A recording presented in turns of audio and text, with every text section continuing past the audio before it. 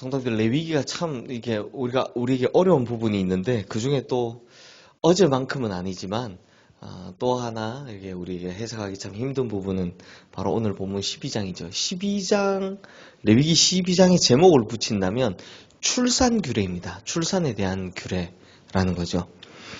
산모의 출산에 따른 정결 예식을 가르치고 있는 장인데요. 근데 성도님들, 우리가 절대로 오해하지 말아야 할 것이 있다면 출산 자체가 부정해서 이런 제사를 드리는 건 아니다라는 겁니다. 성경은 이제 오늘 본문뿐만 아니라 창세기를 시작해서 인간의 출생에 대해서 이건 하나님의 계획이고 하나님의 축복의 사건이라고 가르치고 있습니다. 그러므로 출산이 부정한 것이 아니라요, 이 부정이란 표현이 어디에 나오냐면 산혈이라는 표현에 집중되어 있는 걸 볼 수 있습니다. 그러니까 출산이 부정한 것이 아니라 출산하면서 피를 쏟는 그 자체, 그게 부정하다라는 거죠. 그 이유가 있습니다.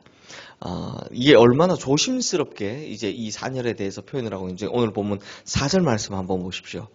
그 여인은 아직도 33일을 지내야 산혈이 깨끗하리니 정결하게 되는 기한이 차기 전에는 성물을 만지지도 말며 성소에 들어가지도 말 것이며. 그러니까 출산 후 며칠이 지나면 산혈이 깨끗해집니다. 근데 그 전에는 절대로 뭐 하지 말라고 합니까? 성물도 만지지 말고 성소에도 들어가지 말라라고 합니다. 결국 이 강조점은 산혈에 있으면 5절 말씀에도 볼 수 있는데요. 여자를 낳으면 그는 2일 동안 부정하리니 올경할 때와 같을 것이며 산혈이 깨끗하게 되면 66일을 지내야 하리라. 또 7절 말씀 한번 보십시오. 제사장은 그것을 여호와 앞에 들여서 그 여인을 위하여 속죄할지니 그리하면 산혈이 깨끗하리라. 이는 아들이나 딸을 생산한 여인에게 대한 규례니라. 그러니까 출산 자체가 부정하다는 말이 아니라 이 산혈, 출산하면서 흘린 피를 계속 이야기를 하고 있는 거죠. 이게 왜냐하면 피를 쏟는다는 건 건강을 잃음을 의미합니다. 이 피의 많은 이 유출이 바로 죽음과 연관되어 있기 때문입니다. 고대 세계에서는 뭐 고대뿐만 아니라 출산할 때 많은 피를 흘리죠. 또 의학적으로 잘 갖춰지지 않았기 때문에 많은 사람들이 생명을 잃었을 겁니다. 성도님들, 그러므로 여기서 말하는 부정이라는 걸 우리가 이제 종교적이나 혹은 도덕적인 관점에서 보는 게 아니라 당시의 상황을 이해해야 합니다. 제가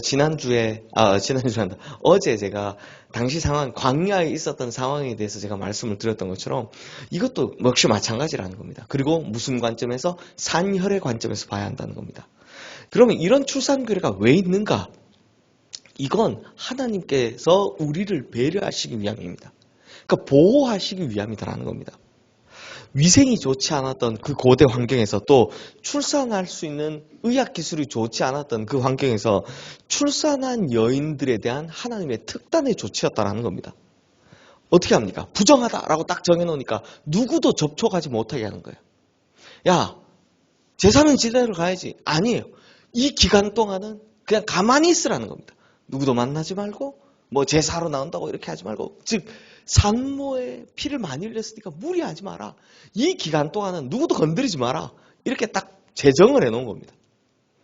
그래서 충분한 시간을 두고 출산한 여인들이 휴식하고 보호받을 수 있도록, 그리고 전염도 예방할 수 있도록 하나님께서 만들어 놓으신 굉장한 보호 규례라는 겁니다. 그러니까 이걸 저 사람 부정하니까 만지지 마, 만나지 마 라고 딱 해놓으니까 진짜 그렇게 하게 되죠. 그러니까 함부로 많은 사람들이 이 산모에게 가서 어떻게 할 수 없었다라는 겁니다. 그러니까 외부와의 접촉을 차단함으로써 감염이나 질병을 피하게 하시려는, 그리고 완전히 몸이 회복하도록 보호하시려고 하는 하나님의 보호 조치였다라고 보시면 됩니다.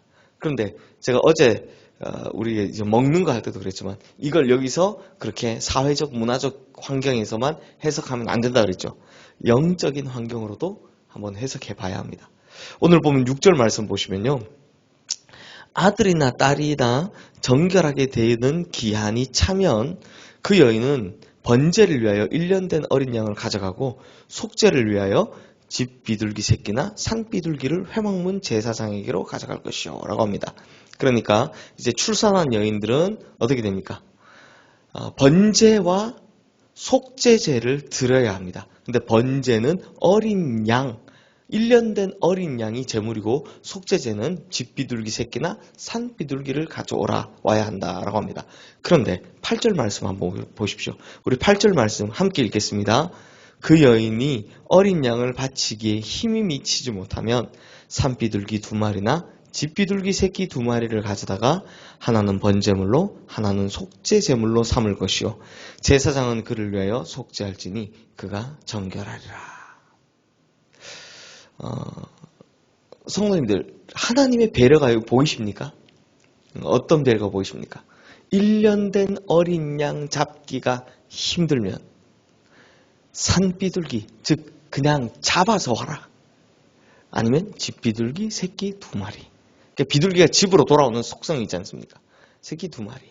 그러니까 본인이 어려운 거, 그게 아니라 하나님이 이 여인에게 배려하시는 게 눈에 보이는 겁니다. 물론 아이를 낳는 일이 축복인데 감사제가 아니라 왜 번제와 속죄를 드려야 됩니까? 이것부터 먼저 해석해야 되는 건 맞습니다. 하나님께서 왜 우리에게 감사제가 아닌 번제와 속죄제부터 드려야 한다라고 했냐면 바로 원죄 때문입니다. 본인의 죄와 상관없이요. 인간은 출발부터 죄의 속성을 가지고 태어난다. 타고 태어나는 존재라는 걸 어쩔 수 없는 존재라는 걸 자각시키기 위함입니다. 그러므로 우리의 인생이 복되기 위해서는 뭐부터 출발해야 됩니까? 속죄의 은혜부터 출발해야 된다는 겁니다. 그렇기 때문에 접촉할 시간을 차단한 다음 딱 나와서 제일 먼저 뭐 해야 된다고? 속죄의 제사를 드리고 그 다음에 헌신을 의미하는 번제의 제사를 드려야 했다는 겁니다. 그래서 산모는요, 산모뿐만 아니라 자신의 아이를 다 하나님께 바쳐드려야 했다는 거죠. 그리고 나서 참 하나님의 이 배려가 보이는 겁니다. 집비둘기나 산비둘기 2마리. 특히 가정이 어려운 이 사람에게는 하나님께서 그렇게 배려를 하셨다는 겁니다. 저는 참 이런 거 볼 때마다 하나님 참 대단하신 것 같아요. 어떻게 이렇게 세밀하게 그것도 이 고대 사회에서 이렇게 배려를 하셨을까? 근데 성도님들, 가난한 이를 위한 배려라고 해서 이걸 잘못 생각하시면 안 됩니다.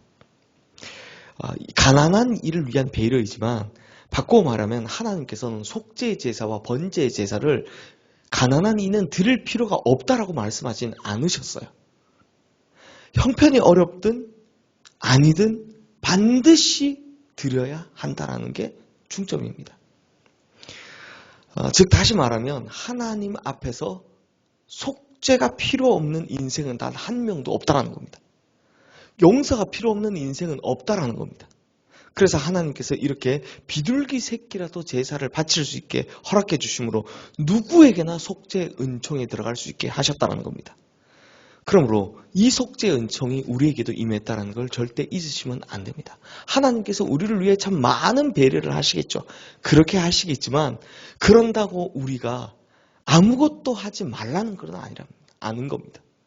우리가 예수 그리스도의 은혜로 말미암아 이제 속죄함을 받았습니다. 그러면 어떻게 해야 됩니까?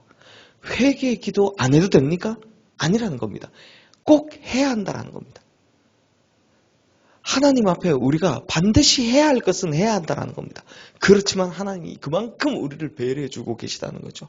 그러므로 성도님들, 오늘 우리가 배워야 될 것은 2가지입니다. 첫 번째, 하나님께서 우리를 배려하신 만큼 우리도 할 만큼은 해야 한다는 겁니다. 2번째, 우리가 날 때부터 죄인이지만 하나님의 차별 없는 속죄 안에 우리가 있다는 거. 그 은혜를 늘 기억하며 살아야 한다는 것입니다. 그러므로 하나님 앞에 해야 될 것은 반드시 해야지만 그 안에서도 우리는 하나님의 배려와 은혜를 누리고 있다는 것 절대 잊지 않으시는 우리 성도님들 되시기를 주님의 이름으로 축원합니다. 이 시간